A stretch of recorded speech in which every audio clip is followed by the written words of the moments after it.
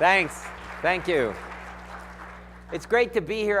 I think probably for most of you, I don't need to convince you that we need better math in this country. But I thought just in case there's a few who think that maybe it's not as urgent as I think it is, I wanted to show you a couple of advertisements I've just got out of newspapers and the like lately. Here we go.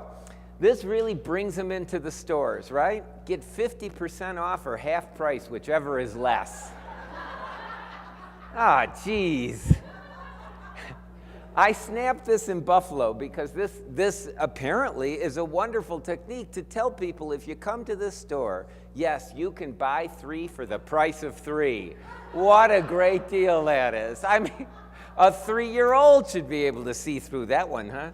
And finally, we're dealing with young children, so there's not much to do in terms of statistics education, but still, it's really a problem if we can read articles that say that statistics show that teen pregnancy drops off significantly after age 25. Great. So, you know, with all the things that we do with technology, can we come up with any kind of solutions to this, any kind of addressing these kind of limits? It's really tough, and it's really tough to keep these things sustained. Years ago, my wife and colleague, Julie Sarama, and I had programmed our own version of Logo. We called it Turtle Math, and it was developed to try to promote its use in mathematics education. We tested it out with some 4th grade teachers. Julie goes into a store, grocery store, meets one of the teachers and says, "Oh, Julie, I haven't seen you for a long time. That logo that we did there, that was the best math I ever taught." And Julie said, "That's great. What do you do with it now?" "Oh, we didn't do it. We don't do it anymore. Now we got it, you know, they've got a new textbook." Okay, that was the best math I ever taught. No, I don't do that anymore. What are we going to do so that these things scale up and sustain?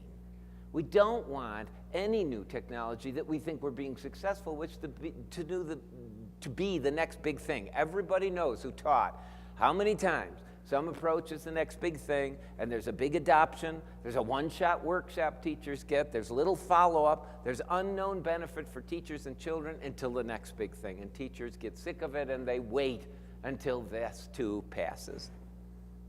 All right, so I'm going to try to address those kind of questions here.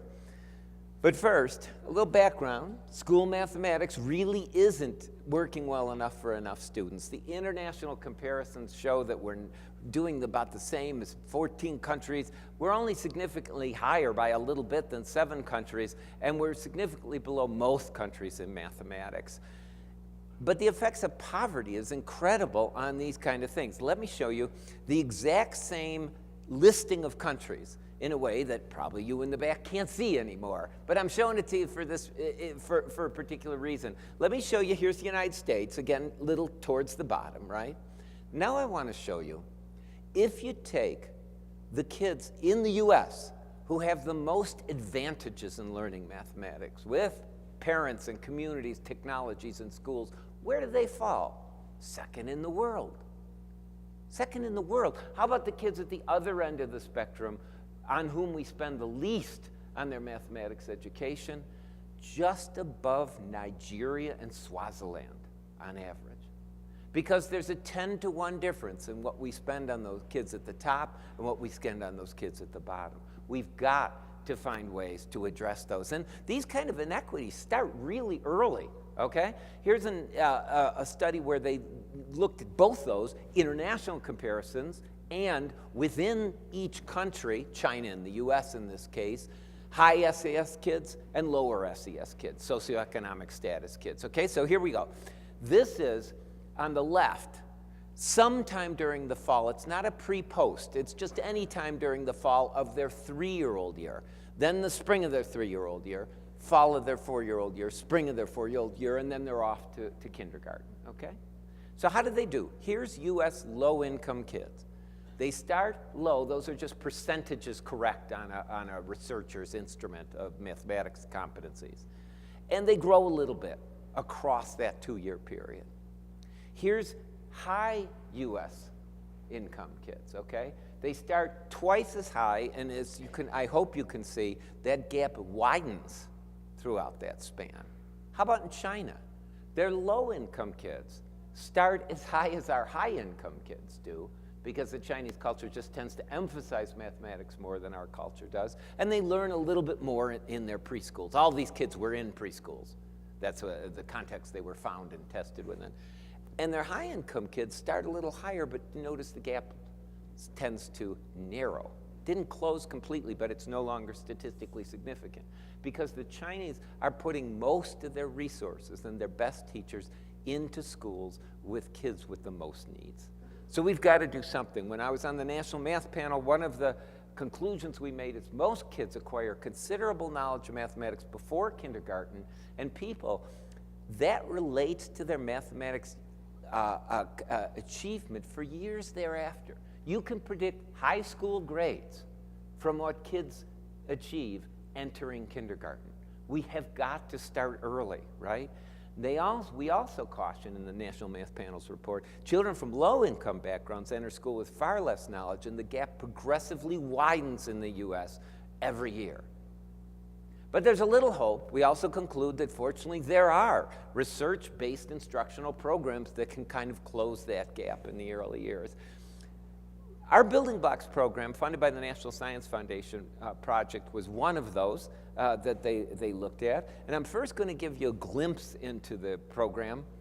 This is one of the teachers in that program. It just happened to be, actually, that the news people in Boston called the National Math Panel office and said, this is depressing. Where, you know, is there anywhere where mathematics education is going right? And fortunately for us, they picked one of our scale-up programs, one of our Building Blocks programs. So let's visit the teacher for a second. Let's see. With 4 sides. Jamaica Plain teacher Meg Johnson is not looking for the answer square or rectangle. Now this is a rhombus and this is a rhombus. Do they all have 4 sides? More than dress up and nap time for the 3- and 4-year-olds, these preschoolers are learning geometry and counting.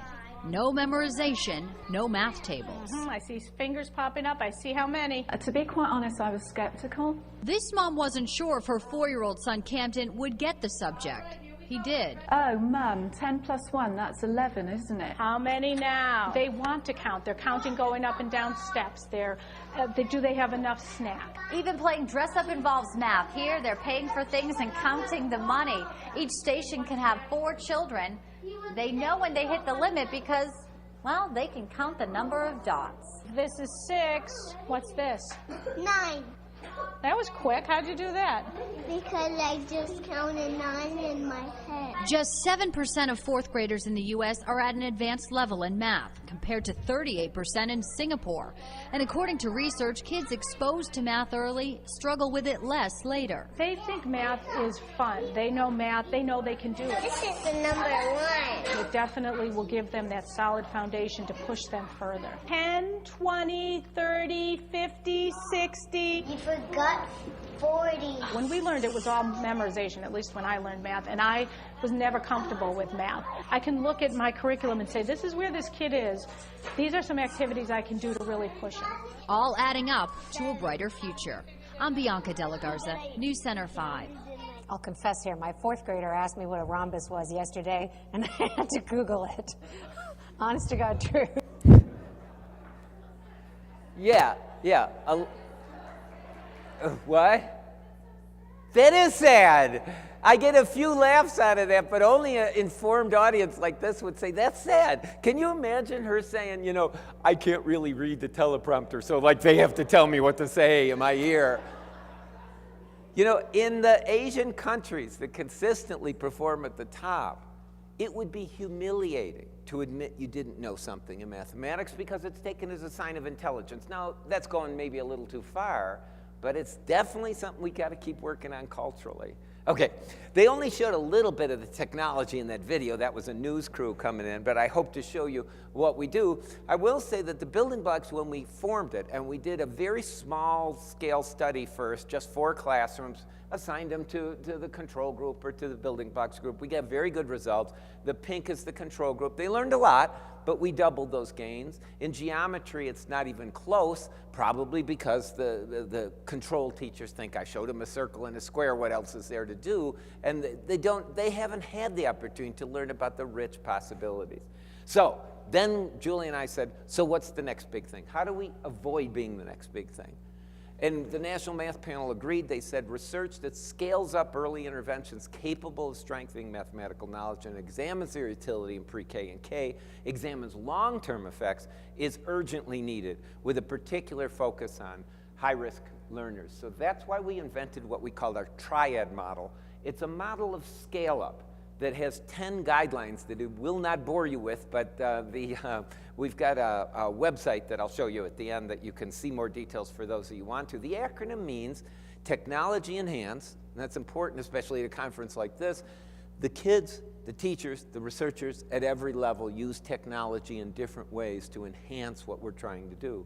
Research-based, everything we do, we try to base it as much as we can on research, and I'll give you some examples. And then the three basic components of education. Instruction, we use the building blocks program, but we're hoping that the research that we do with the triad model speaks to anybody adopting any curriculum. The assessment, formative assessment on the part of teachers, especially using technology, and I'll show you a little bit about each of these later. And then the D in triad is professional development. Julie says you got to go along with a silent P. The acronym almost works. It just doesn't have a P in it, but that's the professional development. So there's like I say, technology in each episode. Kids get software that moves them along our research-based learning trajectories that I'll explain. The teachers use the software to trace how the kids are doing and to make sure they're doing all right both on and off computers. And the teachers also use the software, and we use the software with teachers to teach them about kids thinking and learning in mathematics.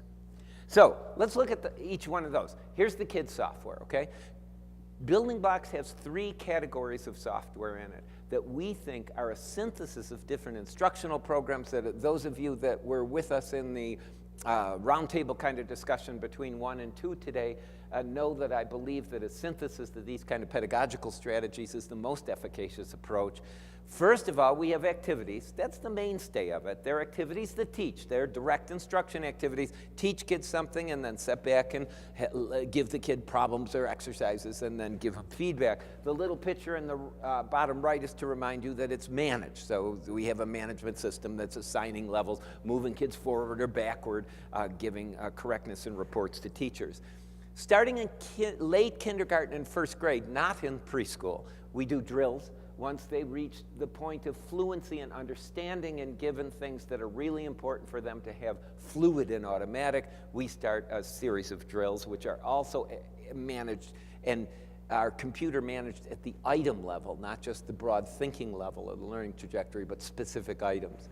And then finally, tools and Free Explorer. We call it Free Explorer for the youngest kids, where they're supposed to take something that they learn through the activities and play around with it and build something with it, okay? And all of this is based on what we call learning trajectories. Learning trajectories have three parts. There's a mathematical goal we want kids to reach. There's a developmental progression of levels of thinking through which most kids pass on their way to achieving that goal. And then there's correlated instructional activities that are designed to help kids at level N achieve N+1, okay? So what we did is we looked at the research on kids thinking to lay out these paths. Whoop, I'm so sorry. Let's go back. Watch these two little girls, both of them counting a very small group of objects here. Would you count these for me?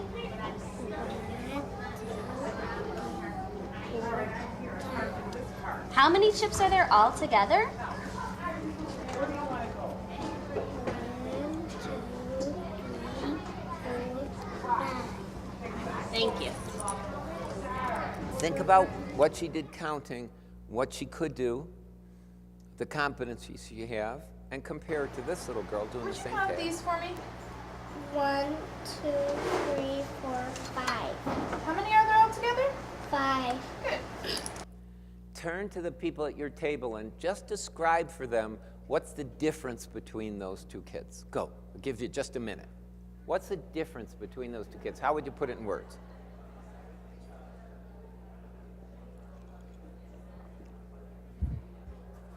Sounds great so far to me. Okay.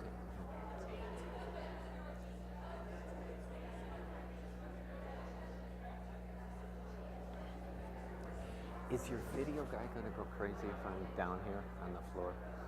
I was just going to ask you, how many more clips, just so I know?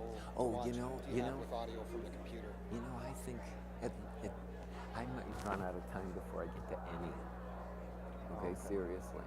Okay. So there's one or two more if I even get to them. Okay, I'll just kind of watch. Yeah, okay. All right. So who wants to volunteer? You know, there's all kinds of ways to talk about this. You got a smarty pants at your table, huh? All right. Go ahead. What? Do we have an extra mic around it? Anybody know? All right, just nice and loud for us then. It's okay. There we go. What do you say? We talked about several things. The first one being that the second child seemed more confident, like she knew what she was doing and didn't seem confused at all by the task. And then the other thing is that the second child clearly understood the concept of that the whole set, you know, that after I've counted, the goal of counting is to figure out how many there are altogether, the cardinality. But perfect. Yeah. Perfect. She even gave it Smarty all the right pants. name. Exactly. Right. Exactly. That's right. Anybody different or just want to add on to that at all? Yeah, it's a real important developmental step that a lot of teachers say, and again, I'm not blaming them. They went through U.S. math education themselves, that they missed. So teachers who work with us, pre-K and kindergarten teachers, will often say, geez, in the past, I asked kids count to 10. They go 1, 2, 3, 4, 5, 6, 7, 8, 10. I'd say they're fine. I didn't realize some of them don't even understand. And Robbie Case's and Sharon Griffin's research shows some kids, low-income kids, in the middle of first grade, don't understand that the last number word tells how many. Their teacher starts addition, and they don't know that the last number word tells how many. So what can they do? It's well explained, actually, by a dissertation that Julie directed when she was at Wayne State University.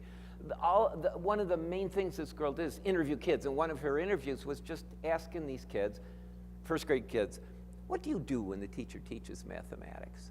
And the most poignant answer I remember from all the interviews was one little African-American boy that said, I know what she do. I know what I do when she teaches math. I empty my mind, and I listen to the teacher. Now, probably all of us have had some time in our math careers where we said, don't explain it, just tell me how to do it, and I'll get the answer. But that's a lousy way to start mathematics education. To empty your mind and just try to memorize things by rote doesn't work. You end up going back over and over and over the stuff again and again. So we, anyway, looked at this research and virtually hundreds of research studies that let us know what are the steps.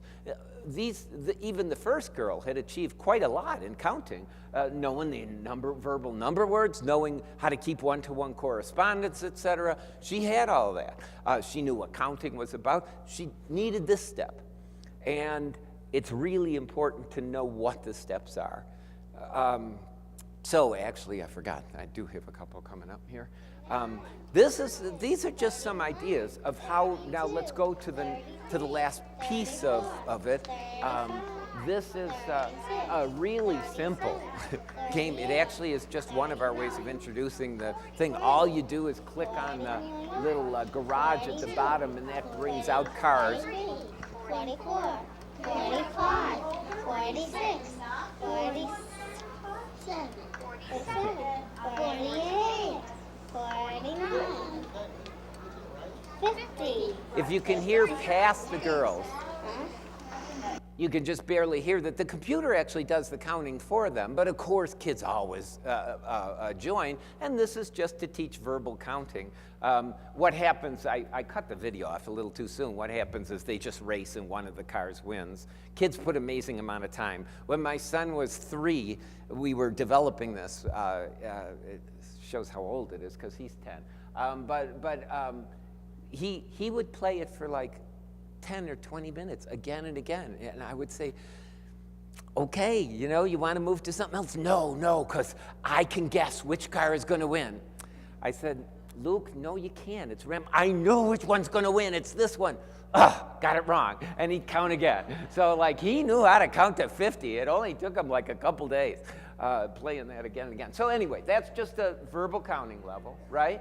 And then when we want to develop one-to-one correspondence in kids that need that, then, right, we have the computer do the counting, but the kids can count along and often do, but they can concentrate on one-to-one correspondence. 3, 5, 4. Do you notice he made a counting mistake, quickly corrected himself when he heard what the computer said? But we can isolate that ability and get him really good at, okay, keep one word, one kind of thing. And then eventually we want to move to the place, of course, where they're understanding the amount. So in this case, the girl's supposed to produce a given set that matches this set. The scenario here is two twins want pizzas, and the twins always want the same number of that. Twins is a powerful metaphor for kids for equality here. This is the first time she's used the computer, so she's having a little challenge with the mouse. She put too many on, but she's working on it. I could charge it this one?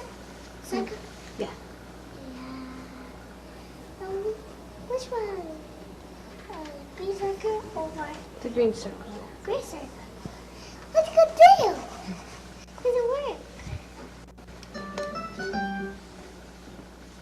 Correct. You got it. Both pizzas have 4 pepperoni slices. Nothing succeeds like success. So then afterwards, like I said, to think I'm mostly leading up to learning trajectories, but a little quick side trip. This is just a simple example of our free explorer. So after the kid knows to count, after we've taught those skills, we have them then just play around for a while, and kids can challenge each other. So a lot of our teachers have kids sit together and give them challenges. So I put this many on this pizza, you put the same number on your pizza. And they can always click on the little icon for the speakers there to turn the numerals and the voice off, solve their problem, and then turn them back on so they hear indeed and get the kind of feedback that it's in. All right, here's board games, really important. For you guys that work with parents, make sure one of the things you could do with parents is make sure they're playing board games. Not all kids are doing these kind of things that many of us did as kids routinely, card games and board games. Very important. Bob Siegler from Carnegie Mellon found that there's a high correlation between kids' readiness for school and just the report that they've got Candyland and other games like that at home. So we have these. This is just another way of viewing the instructional sequence of board games, which we always play off computer and on computer, okay? But here's the on-computer version of it. We start with kids roll what's sort of like rolling a die here. They get a number at the bottom, and they have to just move that many spaces. Pretty simple. Then we want to connect it to geometry. So notice what you roll at the bottom is now a die, so to speak, with a set of shapes. Now you have to move as many spaces as sides on the geometric shape, connecting number to geometry. Eventually, then we want them to think, so now it's a number choice game. Another thing that Robbie Case found, incidentally, was low-income kids were very bad at knowing this. If you count a set to 7 and you count another set to 5, that the set with 7 has more than the set with 5 because 7 comes later in this counting sequence than 5 does. It's like, no, they don't know that necessarily. Okay, so one of the things we want to do is a lot of number comparison with kids. So here they just compare numbers, but we don't want it to be knee-jerk either. So for instance, when the kid's in that situation where his icon is there, right? It's better for him to pick 1 this time if he knows, and we teach him, that the blue spaces are forward action spaces and the red spaces are backward action spaces. So you're better off picking 1 this time because then you do 1 and then 5 more. Okay, so we always want the kids thinking. All right, counting doesn't stop there either. I know this kid looks a little bored. That's because he's doing this interview and the assessor kind of messed up on one of our rules. Kid's 4 years old, and he's been sitting there for 45 minutes doing this math assessment. You're supposed to stop and come back to him. But the assessor forgot that and just kept going and going. But he perks up, watch him, because he loves these tests. That's why he's still going. Counting doesn't stop just because they can count and say that's 5.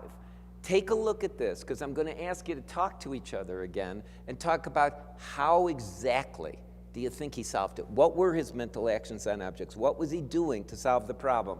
Now, she first told him just put out 6, but that's a competency level he was at a long time ago, and it's just the setup for this problem, okay? Here comes the actual problem. I'm going to hide some.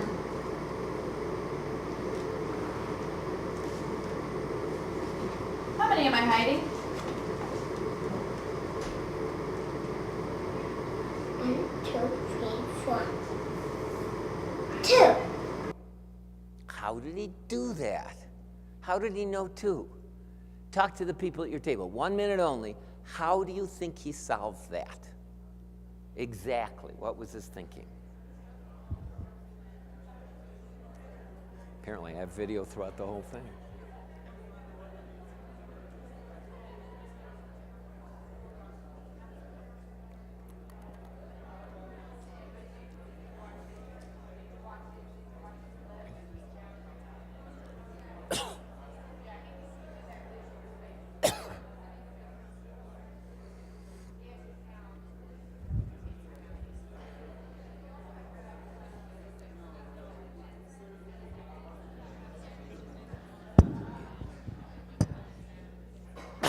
Who wants to share?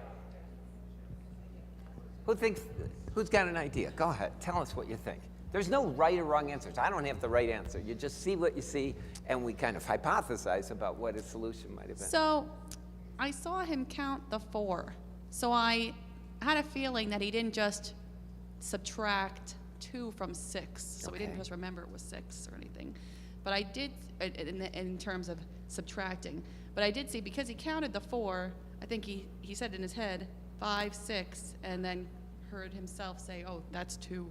And then he said out loud, that's 2. Good. How did he know 2? Because some kids, especially young kids, the kid's only 4, right? Some kids will say, yeah, 1, 2, 3, 4, 5, 6. How many? 6. Because that's the last number word they heard themselves say. How did he know 2? I think he said it to himself, and he counted how many numbers he said to himself. So 5, 6, and then how did he process those 2 numbers? Look. Yeah, you do have to remember that. It's a lot to remember, and it's amazing for a 4-year-old to do it. I think he visualized the number line. So he knew where 4 was and where 6 was, and there was 2 between. Oh, that's interesting. Okay. He had 2 groups in his head. You know, did he make a smaller group than this Did he make a smaller group? He looks up, right? It's funny, because a lot of kids look down, and they kind of point and go 5, 6, you know? He looked up. And he seems to move his eyes. So it may be a number line, a mental number line. It may be groups that he created visually and then either kind of went back and reprocessed the groups by counting or subitize. Subitize is just the word that means to recognize a small number without counting. So if I go like this to you guys and show you a number of fingers, don't give you time to count, but most of you can just say, I saw 4. And that's an ability we develop in our curriculum, and that might have been the way he did it. Is that what you were going to say, or what?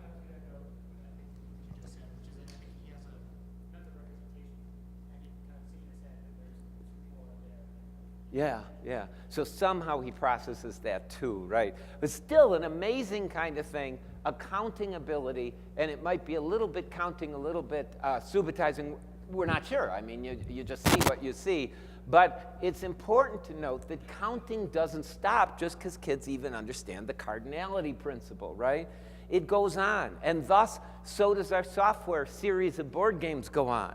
First, we lead to, now look at the top, all the kids doing, that's the typical definition of addition, the union of disjoint sets, right? So they just count across those sets. But we don't want the kids to stop there.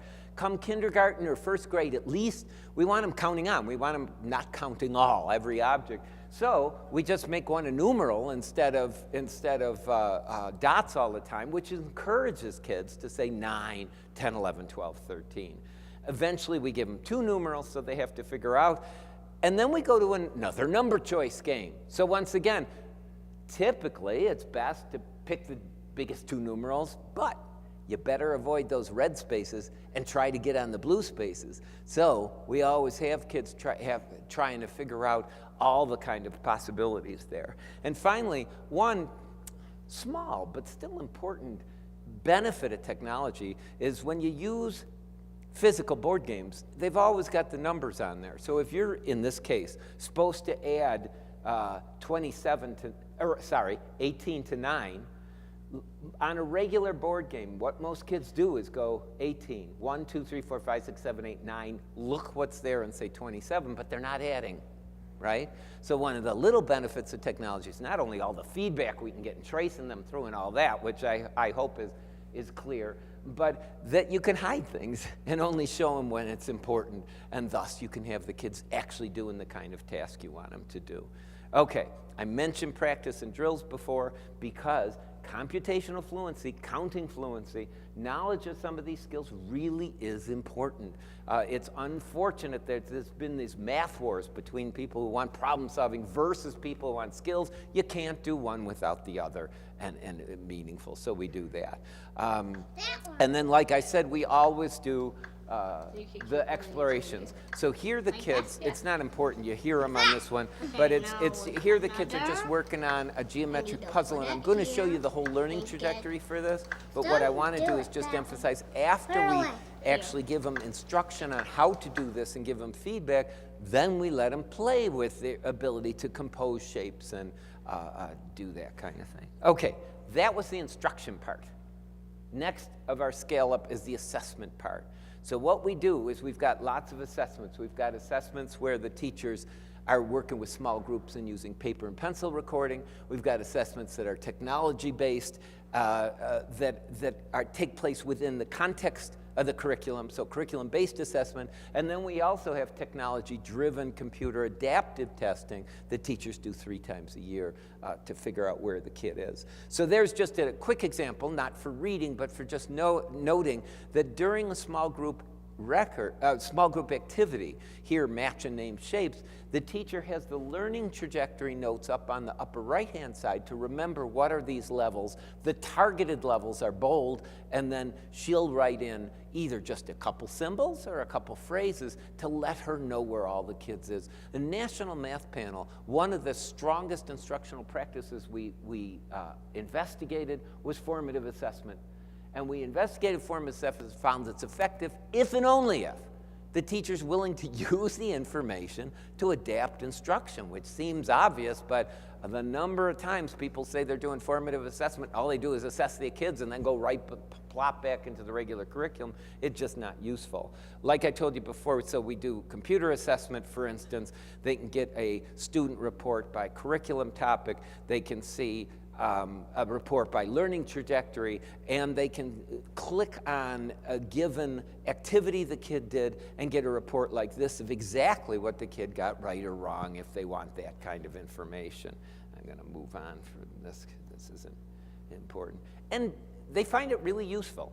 Katie from Boston says, for me, the class and student reports have been an excellent tool for planning my small groups and determining what activities to assign students. My students start their weekly assignment in the computer lab. They have about 30 minutes to work. After that, they each visit the computer for 15 minutes, starting on the day we went to the computer lab. So I use the student reports to check in on their progress for the weekly assignment to determine if kids need more time. And then, like I say, 3 times a year, they do an assessment that's an individual assessment. So first they assess. They can use iPad kind of thing or PDAs, and they can use a laptop or the like. They receive a report, how the kid does relative to the class, how they do relative to Common Core standards, and then they can apply it so they get a report on what kind of activities would be helpful for this. I already mentioned about formative assessment, so I'll let that go. And finally, the D, or the PD, professional development. It's really important for us that teachers, and Susan Landry was talking about this in the previous meeting, teachers should know these learning trajectories. It's great that it's embedded in the software, but it doesn't become a part of the interactive classroom and all the other opportunities the teacher might have if teachers don't understand them. So we do a lot of PD with the teachers, but one of the most effective things, besides coaching in the classrooms, which was absolutely essential, is this web-based application we have called the Building Blocks Learning Trajectories website. And what it does is you can pick either the view of learning trajectories that's this developmental progression, or you can pick the instructional view first to start with. Okay, let's pretend a teacher picks the instructional view. Knows she's teaching week 6, can't remember quite what activities are there. So she picks week 6, she sees the activity, she clicks on one of the activities. So right there, I'm picturing her. These are all slides, this isn't the actual software, but you can play around with it if you want to. She clicks on Pizza Game, she can read what she's supposed to be doing with Pizza Game. So far so good, but isn't any better than her teacher's edition or something. But if she clicks on more info, the screen slides over, and she gets to see actually 4 different examples of how different teachers enacted that activity within their classroom. Now the important thing is, what if she forgot, okay, I get the activity now, but what level of thinking was that supposed to promote? Well, then she just clicks on related activity down at the bottom right there, and she sees clinical interviews. This one I copied on purpose, the one you saw already, that reveal, oh, that's the ability this game is supposed to promote for kids. So time, and then she can also go and say, if I need more activities like that, she clicks on that, returns to the instructional view. What we need is the teachers connect. They're not 2 separate things. The cognition on the part of the kid and the instruction on the teacher's part and the like all have to be interconnected. So let me give you an example of all that put together, because I've kind of done it in pieces. Let's look at that composing geometric shapes ability, okay? First, we'll start out with, again, the goal is that kids can combine geometric shapes to solve puzzles or consciously, this is our goal, be able to map out which shapes you have to combine to make another shape, right? So here's a brief view of the developmental progression. This little girl, and the sound isn't important on any of these slides, this little girl is at the bottom level, right? She's just 3.5, and you almost look at her and say, well, she doesn't even get the task. But she seems to understand she's supposed to fill it, but she doesn't know how to even match the shapes, much less combine them in a way without gaps or overlaps, right? Now the next little girl, I'm going to stop it so I can explain real quick. Check over here. This is just a way she's looking at the puzzle. She's trying to get that square into this place where you and I can probably see that only the pattern block blue rhombus or diamond or 2 triangles are going to fit. So she's going to try to put that square in there. Watch how she does it. She first just tries to push it into shape, but when she push it into place. But when she does, the other 2 shapes go out of place. So she uses both hands to put them back and then tries to force it, holding the other 2 down, but it doesn't work. So she finally takes it off the puzzle. Lucky for her, right next to her hand is a blue rhombus, because this is a trial and error level. She will finish this. But if you watch the process, and thank goodness early childhood people tend to be process-oriented people, you will see that she really is just doing trial and error. Compare her to the goal level for us for the end of pre-K, and if not, definitely the end of kindergarten, that this girl evinces, okay? Now, first of all, she's doing this robot puzzle, and watch carefully how she immediately uses the line symmetry, right? She puts one shape on one side and then the exact same shape on the other side, flipped over every time. More important than that, watch how carefully she looks at the puzzle and looks at the shapes. Whereas all the kids in earlier levels just grabbed shapes and tried to make them fit, she's reflecting on this. So she's stopping and she's saying, which shape do I need? And then finally, and to me the most amazingly, right, is unlike all the other kids who picked up a shape and then put it on the puzzle and wiggled it this way and that, and turned it this way and that to make it fit, where does she position the shape? In the air, without even looking at it. Because at this level, she's got the ability to build, maintain, and manipulate shapes mentally. And that's just an essential skill, not only for shape composition, but it's going to help her later in everything she does in number. It's going to help her in arrays and arithmetic and algebra for fractions and all these kind of things. but also for architecture and the visual arts. There's no end that this kind of ability is going to be important. So how do we develop it? Here's an early software. It's really just to teach shapes and matching shapes. All kids have to do is find the matching shapes on the left, right? And then they eventually get a puzzle and the animation showing them they're right. But it sets the groundwork for that. Then eventually, or the next step, still setting just the foundation for shape composition. The kids aren't doing the shape composition yet. And the next step is there's no matching of shapes. There's just an oral name and a written name, and they have to click on that shape, and that shape just pops into position and the like. Notice, though, if I go back one, notice how many rhombuses is in this thing. The neat thing about these kind of technology puzzles is they're very motivating for kids, so they'll hear the name rhombus 20 or 30 times.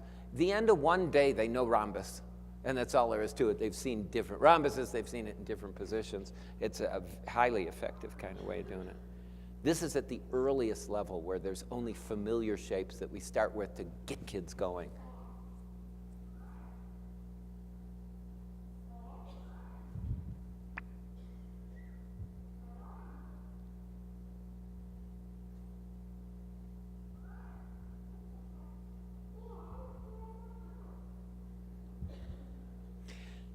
Gonna skip this? Again, let them free explore. They've learned something, let them use it. So now they drag out shapes, they make a design, they hit the play button at the bottom, that becomes a mystery picture for one of their friends to solve, so they can store it and bring it back and the like. Okay. Now we want to go into shape composition. So following that learning trajectory, that first little girl would get a puzzle like this that had, you notice they just touch at the vertices. So all she has to do is drag out shapes. Look at, no even turning. All she has to do is drag them out and match. So that scaffolds that for her. Then she has to solve problems where there's internal lines on there, but she sees how the shapes are composed by full-size touching. And eventually, she'll get to these things that have some ambiguity, some obvious things like at the bottom, but some ambiguity. Then the other girl is going to have to face things like this, where you really have to look at the angles and the side lengths, and you have to compose. And eventually, that third girl will get something like this, and you might say, wait a minute, that's way easier. Yes, it is, except when you finish this puzzle, the computer takes off the shapes and says, good job. Now do it again, and you can't use any of the same shapes. So now she has to think, how do I substitute other shapes for the shapes that I used to solve the puzzle initially? And once again, free explore at the end. And the only reason I'm showing this one is because I love the little girl's comment at the end. So just hold on for a second.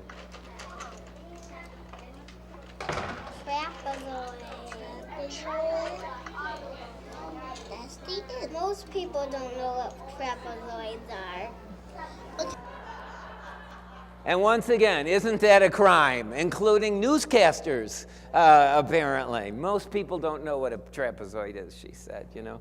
What do we do? Just a glance for higher kids, because I'm talking about the study here was all preschool, but the software goes up through the grades. What we want kids to be able to do eventually is compose and decompose shapes. So I just thought I'd give you a glimpse. What you have to do here, it's called super shape. It's a double pun. It's a super shape because one shape can make a lot of things, but it's also a superordinate shape. What you have to do here is you only get one shape. You have to decompose that shape into its parts and then recompose those parts. So here, what that lets you do is decompose shapes that you don't see in the pattern blocks, because you can cut one of the basic triangles apart, for instance, and use that as a shape. And then some of these, you run out of shapes. So I've shown you only get 2 squares to solve this. You start cutting those up wildly, you're dead. What you have to do is plan and think, how am I going to decompose those squares to actually make that? And at this level, at the earlier levels, you just break the shape apart. At this level, you use the scissors tool where you cut from vertex to midpoint or vertex to vertex or the like. So it's really got to be a kind of thoughtful thing. All right. And now, remember, I'm just telling you the shape composition story, so a quick review again of what the teachers would see as professional development and the like here. They would see, again, the activities like this, and how those work, and then they can run the software right from there, so they remember, oh yeah, that's how it works, and this is how I operate it. And then after that, they can see videos of the kids at different levels of development, and I didn't mention this before, but on the right, can you see, they can move up and down that. They can also click, incidentally, on Test Yourself under Tools, and what that does is it switches on them. Instead of them picking a level and seeing what the kids look like, it shows them a video and asks them to say, what level of thinking is this from, so they can get themselves, oh yeah, I didn't know that one very well, but I'm going to fix that up. So that's what we did with the Triad project, which is scaling up the pre-K building blocks program. Because, as the National Math Panel wrote, research that scales up is really important. We found when we randomly assigned 36 classrooms to 3 groups, a business as usual control group, a comparison group. This was important to us because a lot of studies don't do this. They come in with a new curriculum, they give people new professional development, and then they compare. And it's interesting, but you know what? You didn't give the control group anything, so maybe it's not totally surprising all the time. In this case, what we did is we had a comparison group. They got a competitor's complete new pre-school math curriculum, all the manipulatives, and we gave them exactly the same amount of professional development as the building blocks teachers did. The difference is, with the competitor's curriculum, we followed their PD, which was practice the activities. Get them right. They like scripted activities. They wanted people to get them exactly right. That's fine. That's what we did. With our people, we did that about 50% of the time, but the other 50%, we just studied learning trajectories. We studied kids' thinking.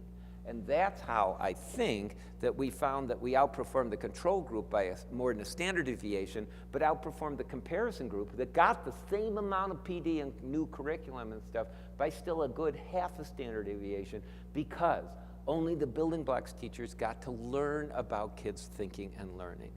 Our latest design is 167 classrooms in 3 states where schools were publicly randomly assigned to either this triad group, a triad group in which we did a little bit of follow-through with the kindergarten and first grade teachers to see if that was important to sustain the gains, and then a control group. Teachers, this is teachers. This is classroom rating of the quality and quantity of mathematics in the teachers' classrooms. That's the control group. They started the same, but after the first year of training, we got a huge difference and a larger difference after the second year. Now, the first year of training was just a gentle introduction. We didn't test the kids at all, but good effect. And what did we find was different between those teachers? On the classroom observation of early mathematics and environment and teaching, which is the COMET there, they were better on the classroom culture. Their rooms were more involved with mathematics. It was hanging on the walls. They were interested in mathematics. Mathematics was part of the discussion. The number of specific math activities was greater. Something I find interesting, but a quick side note, when I first presented that at a research conference, somebody logically said, wait, that's just time on task, big deal. So we went back and we coded them all because we had all the observers' notes. It's not time on task. There was no difference between the control group and the building blocks group on the total time. The building blocks group just did more activities in that time. And for young kids, that seemed to make a big difference, different views of the mathematics. And finally, and most importantly here for my talk, the number of computers running building block software was a significant mediator of the difference between the groups. So here's the groups. Here's the control group, pre and post, pre-K. Here's the building blocks control group, the triad model. Good effect, 0.72 standard deviations. I'd like to have it be more, but here's another interesting thing we found. This is the control group's non-African American kids. Here in the same schools are the control group's African American kids. They're learning less in the same schools, I fear because of low expectations for those children. Here's the non-African American kids in our group, and here's the African American kids in our group. We didn't close the gap. I would have liked that too. But we narrowed the gap. and it's widening in the other ones. So we believe that teachers' knowledge of the learning trajectories and the reports from both their own small groups, but also from the computer, help inoculate them against the kind of biases they have that certain kids, it's lucky if they can just manage them and they're not going to learn. They're not ready to learn or something because they see learning. They see how these kids can take off. Let's see if I got enough time for this one. Yeah, real quick. We love math. The teachers say most, not the bottom 20%. Incidentally, this scale-up project I'm showing you right now, the teachers were not volunteers. Every other study we've done, because of human subjects concerns, the teachers had to agree. And then you got a special group.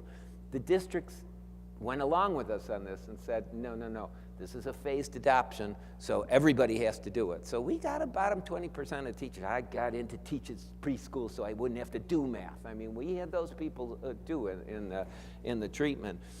But even the teachers that liked the math said, but I'm really worried because language and literacy are the scores that go on the front page of the newspaper. What if the more time I spend math, what if my language and literacy scores are going to suffer? So in this study, for the first time, we investigated that with 2 basic tests. One is letter recognition, that typical ability of kids to just name the letters, which is highly predictive of later reading success. And then we weren't interested just in pre-literacy, we were interested in language. So we gave them the bus story. I don't know if you know the Renfrew bus story, but all that happens is kids see some cartoons. The assessor tells them a story of a naughty bus who didn't want to stay on the road anymore, and then finally comes back to the road, very short story, and then just says, can you tell a story of me? And then you code this. It takes forever because they're audio taped and they're tediously coded. And what we found is that no significant difference between the 2 groups on sentence length, but surprisingly, all we cared about is no significant difference. We wanted to do no harm to language and literacy. To our delight, we got a significant difference on information, the number of key words that kids tell in the story, use from the telling of the story in their own retelling of the story. We got a significant difference on complexity. That is, the kids from the building blocks group used more grammatically complex sentences than kids in the control group. We think it's because part of our philosophy and implementation of building blocks is to constantly be demanding the kids tell why. How do you know this? Why? Okay? We were significantly higher. My favorite one is independence. In other words, it's the inverse number of prompts that the kids need to finish the story. So kids are more self-regulated and more independent. And finally, on inferential questions, only one of 2. The practical inferential. We did not score higher on the emotive inferential questions, but we did on the practical inferential questions. So you not only don't lose in language and literacy, but you may see a gain. Another thing is we didn't get our act together to give this test at the end of preschool. So we gave it in fall of their kindergarten year. So this is gains that persisted right through what for many of these kids is unfortunate summer vacation where many of these skills are lost. We also did another study, and I want to mention this just because it is a technology conference indeed.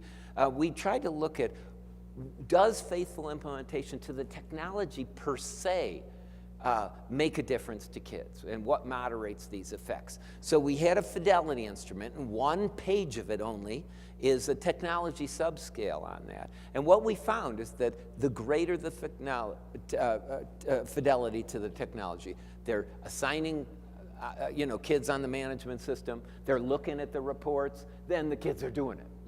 That kind of thing. The higher scores kids have. Oh, and the fidelity instruments is observational, so it's not just the computer reports that we got from the management system, it's observational. So they're looking at if the teacher's also interacting with the kids at the computer and the like. Okay, so skip that. I already said that. Heading towards the end, we really do need better mathematics. Here's yet another example. This is an actual town. It's not a very big town. They tell you some interesting things on the sign when you come in. It says its population is 562. That's cool. It's 2,150 feet above school level, sea level. That's cool. It was established in 1951. And what you all were waiting to know is that the sum of those is 4,663. We really need better mathematics. So we got to get rid of that kind of mathematical thinking and the like. So in the last couple minutes, I want you to share with you just a video. He's an exceptional kid. Not every kid learned this much, but you saw, on average, the kids learned more in the control group. But take a look at Justin in October on the pre-test, okay?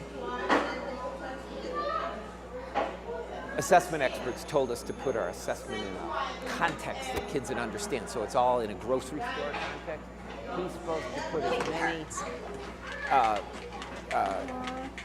cartons down as she did, and he didn't, you know.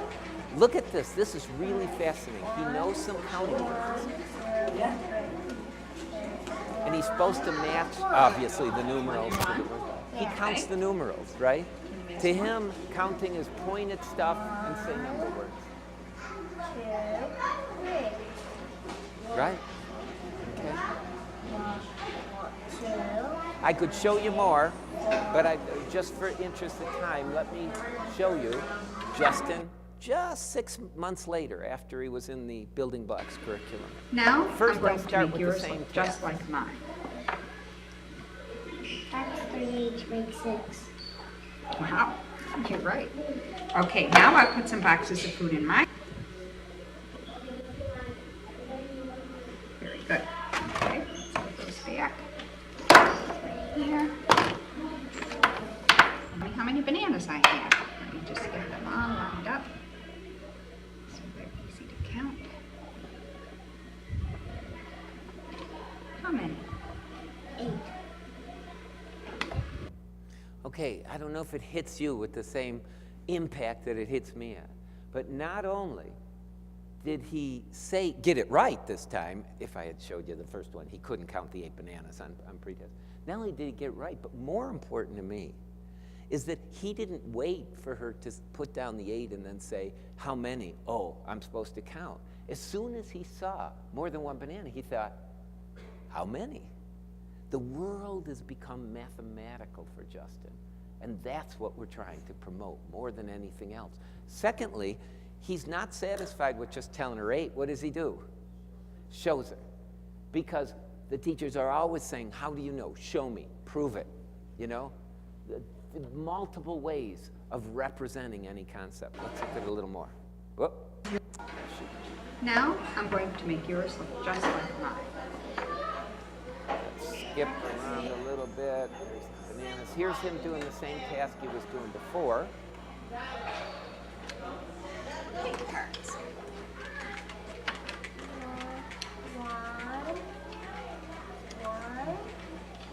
Our biggest, 7 or 9 or 5. I'll take 9 because 1 and 1. Yeah. Okay. Let's look at 7 and 5. 5 is the littlest. 5 is like this. 1, 2, 4, 5. I don't know if you heard the question she asked. What's more, 9 or 7 or 5? And he said 9, and he said 5's just like this. 1, 2, 3, 4, 5. Think of the internal representations he has for number that would allow him to do that kind of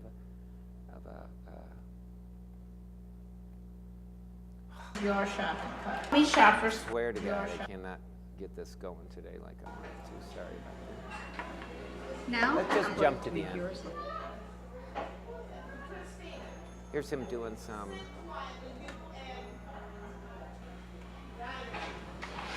About which number is smaller. Which is smaller, 27 or 32? 27. Now 35. Yeah. Here are 6 pennies, and there are 3 more under this cloth. How many are there now? Okay.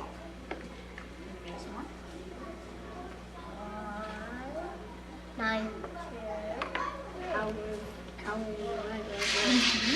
I was just counting, but All right. with no words. In other words, There are mentally. 58 candies here.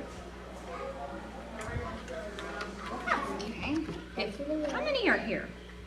1 and 58. If you add this one to the 58, how many are there altogether? 59 plus 8, 9 makes 59. Okay. Okay. And Look, I will put 6 boxes in the shopping cart. Count with me. 1, 2, 3, 4, 5, 6. 6. Now I'm going to hide some. You're right. You can put these ready. Okay, you ready? I'm going to hide some. How many? You notice what he's doing? It's interesting he can solve the task. But he immediately starts making 6, and when he got up to 6, he knew something was wrong, and he quickly switches one. Then he tells her, this is 6. And then he says, and this is also 6. And then he goes, 6, 2, commutativity. 4 and 2, 2 and 4, right? Am I hiding? 2. 6. Now I'm going to hide some again.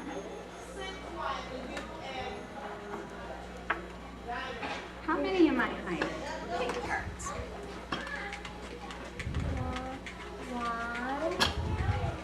1, 2, 6. So how many am I? 4.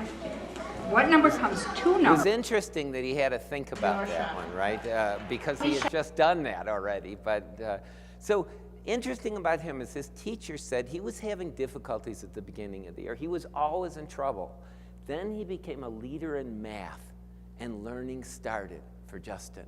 A supervisor, early childhood supervisor, agrees the world opened up for Justin through math. Now, he's an exception, but it's really important for us to keep in mind that we got to do all that we can. He's an exception. He basically went about 3.5 years of development in 8 months from where he started developmentally to where he ended.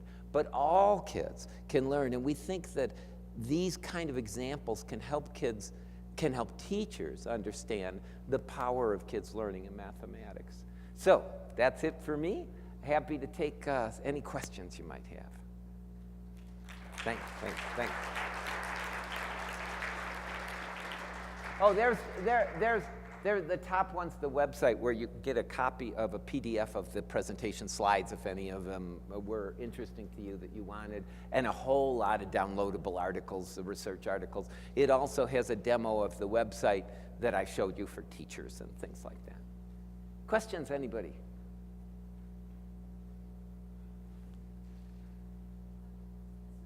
Wait, here comes the mic. Thanks. This was fantastic. I'm curious about 2 kind of math-based programs, and just how they might fit into this schema in your mind that my own elementary school children are exposed to right now. One is in school, everyday math online, when they're being asked to do these games every night online with everyday math. And the other is Minecraft, which I don't know if you've had any experience with yet. It's a block building and kind of immersive experience game that they're playing. And I'm just fascinated by a lot of what you're seeing here in terms of children's capacity at even 4 years old. But I don't know if everyday math even goes to that young. But I'd just love to hear your reflections. Thanks. Yeah, when there's no research I know of on these things, it's hard for me to comment because I really prefer to have data behind the things. But my off the top of my head kind of thing is that I love the math games. Is it real math that they're doing? Real math games? Do you know? A lot of number line stuff similar to that. Yeah. I think I know. I think that it's the same team that actually developed ours for McGraw-Hill that did those. They're good. I have no problem with them, and the block building and stuff is excellent. My only difficulty is similar to what Dusty was saying before. If they're not in a program, they're kind of hit and miss. My kids loved Millie's Math House a decade ago or more, right? They would feed the horse, or more usually they'd get it wrong to feed the froggy or whatever it was, again and again and again. They were a year past where that program would do any benefit for them. They just liked plug-in things. The difficulty is that a lot of times it's not in a systematic development. Dusty's got his own way of talking about it. We talk about learning trajectories. They share this idea that you got to build. And so if they're using those math games and talking about them and talking about the strategy and connecting those to increasingly sophisticated and abstract mathematical ideas, they're great. If, on the other hand, the games just sit by themselves, they can be just, you know, routine kind of who rolled the right number and who won. So it all depends on that educational context. And you're making me realize, too, that I have no idea what their teachers are experiencing in terms of their own kind of ability to understand the trajectory. Yeah, that the they're trouble on, is even programs, famous programs like NIM, that a lot of people have that kind of thing. You know, 21 toothpicks, you can pick 1, 2, or 3. Whoever picks the last one loses, and you have to have a strategy that backs up and stuff like that. That's a really interesting game, and you can analyze that, and that's what kids should be doing. But if teachers don't know that, don't understand where it's going, it's really a waste of time, unfortunately, you know?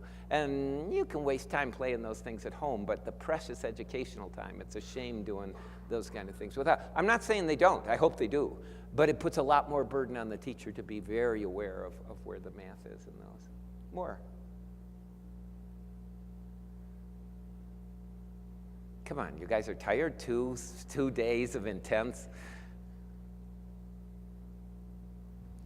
Can you tell a little bit about the research for long-term gains? So how they're doing in preschool, how it influences how they're doing in later elementary and even high school? This is one thing I knew I wouldn't have time for, so I wonder if I kept it in this presentation or not. Yeah, I did. I did not ask her to ask this question so I could sneak in more slides, I promise you. We did have a follow-through. Can you remember that I mentioned we actually randomly assigned 3 groups. I collapsed the 2 groups because they were identical at preschool, but one of the 2, what we did, one out of every 3 of the schools in this big study got a follow-through treatment. It wasn't very powerful. It wasn't very powerful at all. All we did is talk to the kindergarten teachers, and then the next year, the first grade teachers, and we showed them some video. We talked to them a little bit about, your kids know something. Don't do your same kindergarten curriculum you were doing before. The kids come to you with all these skills. About 2/3 of the usual kindergarten curriculum was already mastered by most of our kids, you know. So let me get to that. Yeah, necessity of follow. Maybe I skipped the graphs, but that's okay. Only the follow-through group maintained the gains. Like I was talking about at the earlier session, the other group, the gains actually decreased. Did I skip? Yeah, it's not the graph. I wanted to show you the graph. The gains fall off for the kids who don't get follow-through. When we work with the teachers, most of the gains were maintained. So we don't believe that the gains fade by themselves. We think that the teachers don't build on what they know, you know. So I was talking about this before. It's if we have a relay race and our low-income kids are at the bottom, they start behind. And then we work really hard and we catch up. And then the kindergarten, first grade teachers just do the same old curriculum that's for the previous generation of low-income kids. And what do? Like, we fire that runner because we say the gains didn't persist. That's craziness. What we have to do is help the kindergarten and first grade teachers build on those things. So, you know, this is about the graph we got. It's a modification of it, but that's about it. The green line's the control group. This is all across from pre-K to the end of first grade and stuff like that. The blue line, you can see the blue line and the red line at the end of pre-K made really nice gains. I showed you those before. And then they start to decline to the point where the group without follow-through is almost indistinguishable from and is statistically indistinguishable from the control group. But we need this, because I think those kids can do it. But I think we need to really have a revolution in the kindergarten and first grade teachers teaching them mathematics too, to keep that kind of thing going. Thanks. Yeah.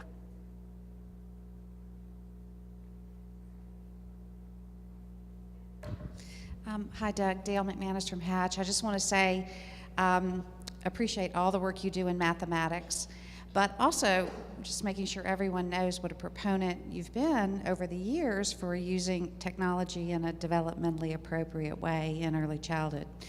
So I'm wondering what you're thinking about some of the new technologies, particularly those that are multi-touch, so that a number of children can work together on a particular kind of technology, and how you think that that might help advance mathematical learning for little ones. Again, without data, I don't know, and we haven't been able to, we've been so busy with this kind of stuff that we haven't been able to do what we should do with those. It's really going to change things, and I think that the most important thing are people that are doing like the work we're doing. We're stuck with Flash now, and Flash doesn't run on the iPad, you know? So now we got to go back. It's really going to be important that people who develop these large packages think very hard about the kind of platform they use to develop these, so that when these platforms change on us so quickly, they'll be able to adapt and come out on those, because I think it's amazing. The number of young children who have exposures to iPhones or iPads is just incredible right now, and our stuff can't reach them. So, but I don't know. It's going to be interesting what kind of new kind of educational things you can do because of the different interface. It's not just the delivery device, but it's a whole new, different way of interacting. We certainly are going to have to write things that are motivational enough for kids to do, because our stuff works well in a school context, and once kids get into it in school, the kids can sign on to our software at home, and they do, and that's great. But we're not probably going to get kids who haven't been in school to do our stuff. We need a different model to try to reach out to kids, similar to how public TV has done it. But not much to respond. I think that other people in the room would know far more about those kind of new technologies than I do. I just kind of had this vision when you were talking about the Free Explorer, and the idea of the multi-touch table, where a number of children can stand around and all be touching and moving and constructing. So, you know, I just started having, you know, visions in my head of fun things like that. Yeah, we use it on a light table. We use our software on a light table in the Early Childhood Research Center and in smart boards in the Makowski School. And it works really well, even when it wasn't designed for that. The kids will cooperate. Once you redesign it to take advantage of that, I think it'll be quite interesting. I think we're out of time. Thank you very much, everybody. Great audience here. Thanks. Now, Doug, you do have 3 more minutes, so I have one final question for you. All right, good, go. One of the criticisms of American math, as I understand it, is the inch deep, mile wide. And one of the researchers that I've followed a fair amount is Li Ping Ma, who comes over from China and talks about her concern that we try to run ahead too quickly. We shouldn't be trying to teach our kids to count to 30 or to count to 50 or 100 so early. We need to go over it again and again from multiple perspectives, and be very, very thoughtful about finding those intersections and those simple steps that need to take place. Would you say that your experience matches that, or do you think that's an overblown concern? No, I don't think I disagree with her completely. I was talking about her research at the earlier sessions about profound understanding of elementary mathematics. So we're on the same page with regard to that. If she means that we shouldn't be doing double-digit addition when kids don't have a firm knowledge and familiarity with the early numbers, that's fine. If she means don't count to 30, don't count to 50, no, kids love big numbers. There is no reason to keep them from that. People call verbal counting, you notice I called it verbal counting, you might have noticed, not rote counting. Rote counting's a popular phrase. Rote counting's true up to 20. In China, it's only rote up to 10, and then you count 10, 1, 10, 2. It's so much, which is one reason the Chinese kids are so much ahead of our kids on place value understanding. But it's rote up to 20. Let the kids get to 21, 31, 32, 34, 35. Now it's not rote anymore. There's patterns there. There's a system there. There's a structure there. And so I really believe you got to do both at the same time. I mean, they should be counting verbally up because they see the system. But that's not the same as saying, oh, have them count 47 objects and then, you know, these kind of things. That I really do agree with her about, that they need a firm understanding of that. I'm one of the developers of the Common Core, and one other thing I'd like to say about that, when you say, first of all, international comparisons, then are we doing it too quick? And I forgot what you said at the beginning, but yeah, inch deep and mile wide kind of stuff. That's what the Common Core is trying to do. And two things I'd like to say about it is it doesn't go any faster than we've done intensive international comparisons and comparisons to high-performing states like Massachusetts and stuff, and it's right in line with those in international comparisons. So I don't think it goes too fast for sure. We try to cut down as best we can, so it's not mile wide that way too. So that answers the pacing and the mile wide. And I had one more, which is, you'd never know it by looking at the Common Core website, but we actually started by developing learning trajectories. Okay, and they're going to come out. In fact, they're coming out little by little on Bill McCallum's blog. But we started, I never wrote any of the Common Core that you see, the standards. That was just 3 of the top writers who took all our learning trajectories and put it together into a, you know, scope and sequence kind of list of bullet points and the like. What we did first is write a narrative. These are how these mathematical ideas develop in kids pre-K through 12. They're not all the learning trajectories are not as successful as others, and not all of them are the same. So those written by very conservative mathematicians tend to not be learning trajectories like I call them. In fact, they don't even call them that. They call them mathematical progressions, which means it's logical to them that this builds on this. Helpful, but I think it's more important to know that progression and kids' psychology and cognition and put those together. So that's what we're trying to do. That's what Julie and I have done, but only for the early years, and that's what we're trying to convince them to do.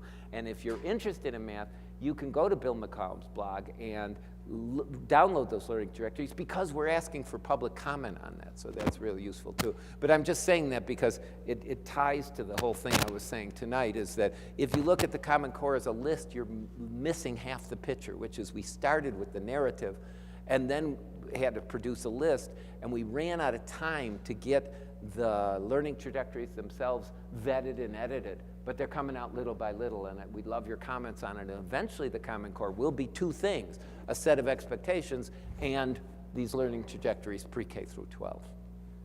And now I'm for sure past out of time. Thank you very much, everybody. Appreciate it.